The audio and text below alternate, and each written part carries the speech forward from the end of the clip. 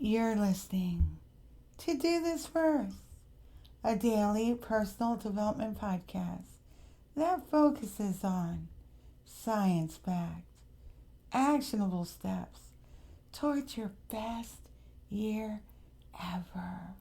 Hi, I'm Sandy, your host. We are officially 97 days away from the end of 2024. Can you believe it? How are your goals coming along? Our overarching year-end podcast series, Finish Strong, explores several ways to end 2024 with impactful results. But you have to act. Knowledge only becomes wisdom once you act on it. I'm frequently an early adopter to emerging technologies, as I find innovation can make life more streamlined and make our actions more impactful. I mean, really, can you imagine life without a fridge, a smartphone, or even email? Tech holds many answers on how to simplify life. When software developers create a new product, they go through several distinct stages that help them stay focused, productive, and defer commitments. The latter is hugely important, as you must be able to pivot and respond to changes. In the end, it is always about making a better product. In personal development, you are the product or focus, and making changes and growing is a big part of the process. One of the things you will have to consider as you continue to move forward and finish strong is delaying commitment. I know what you're thinking. How can I finish strong if I'm delaying commitment? Stay tuned. The concept of delaying commitment or defer commitment, I borrowed from the lean loss software development cycle, and I am coining a new phrase, the personal development life cycle. Wait for my book at the end of the year. I am not kidding. It emphasizes the importance of delaying decisions until more information is available. This principle, part of the lean methodology, aims to reduce waste and increase flexibility in the software development lifecycle. I've adapted some of the key benefits of delaying commitment for personal development. Number one, it reduces uncertainty by postponing irreversible decisions.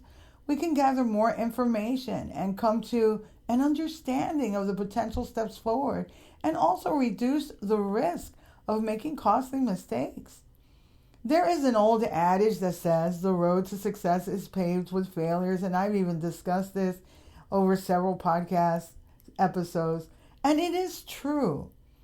If you've committed an error in judgment or miscalculated an intended outcome, it just means you know how not to do it and should tweak your approach potentially, especially when you're trying to do something new. Our experiments, especially when you're trying to do something new, our experiments can sting and reduce our resources. That's why, as shared in previous podcast episodes, it can be best to test ideas on a small scale and then move forward depending on the results.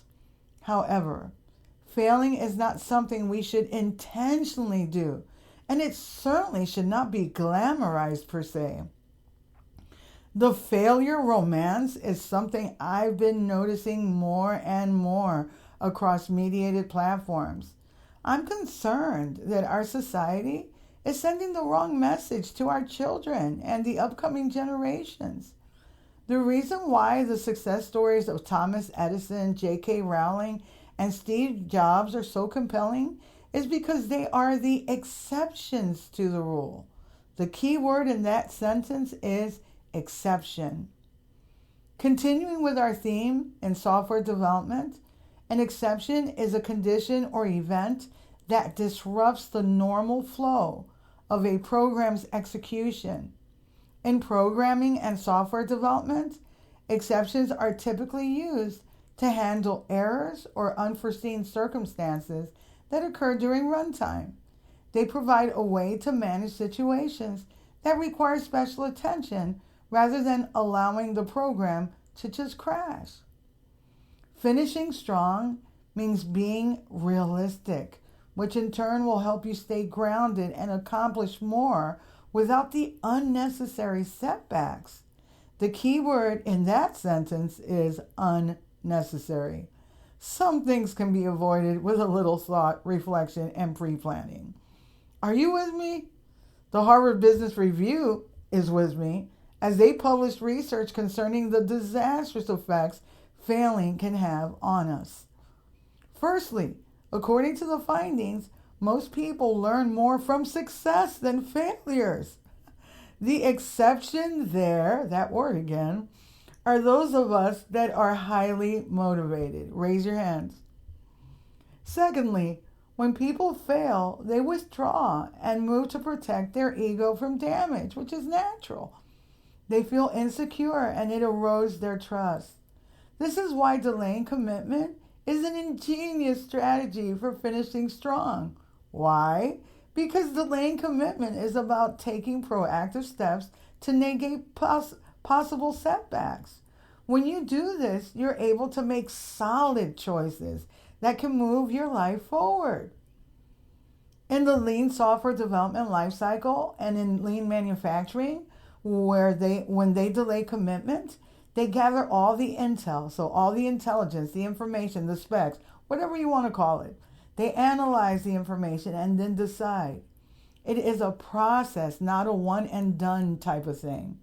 And even once you make a decision, you have to remain flexible because anything can change when dealing with the human variable. Adaptive planning is another impactful step centered on agility and communication, and it is part of the delaying commitment. Our prioritized actions and experiences are adapted based on emerging intelligence, on shifting requirements, or maybe emerging situations. This method is the way to go when you are embarking on a new adventure and don't have all the pieces of the puzzle. Adaptive planning unfolds in iterations, allowing us to reassess our goals and or the steps we're taking to move forward. The benefit is continuous improvement and agility based on new insights. The adaptive planning approach encourages embracing changes rather than resisting them. It recognizes that things change, life happens, and we need to be prepared to pivot as necessary.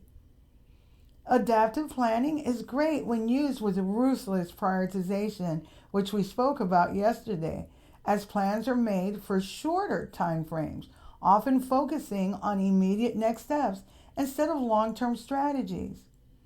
This reduces the risk of committing resources to assumptions that may become outdated.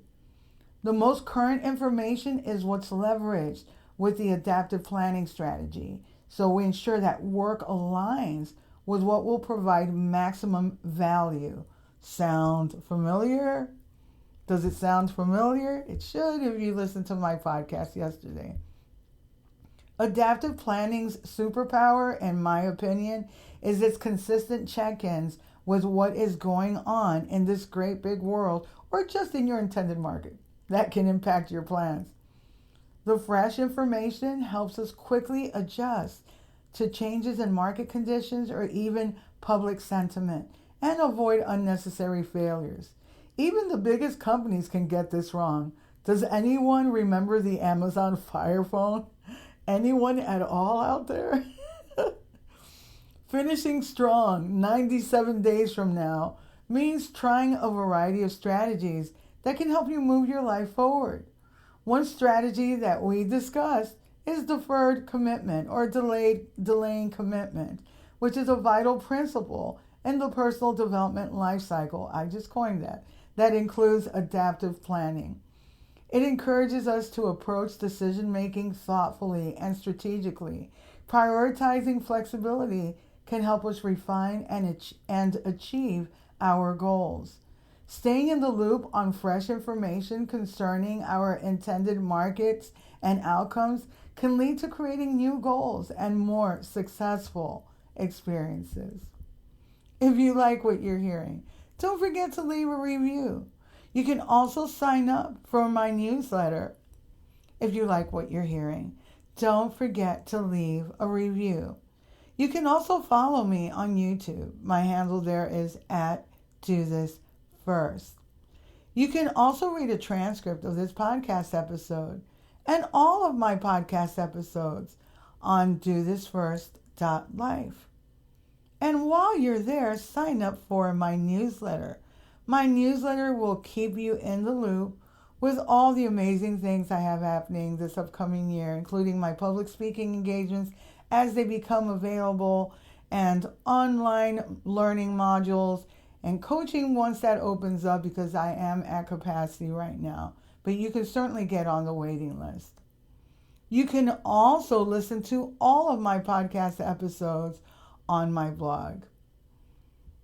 Tomorrow, we'll continue with our Finish Strong series. Till tomorrow.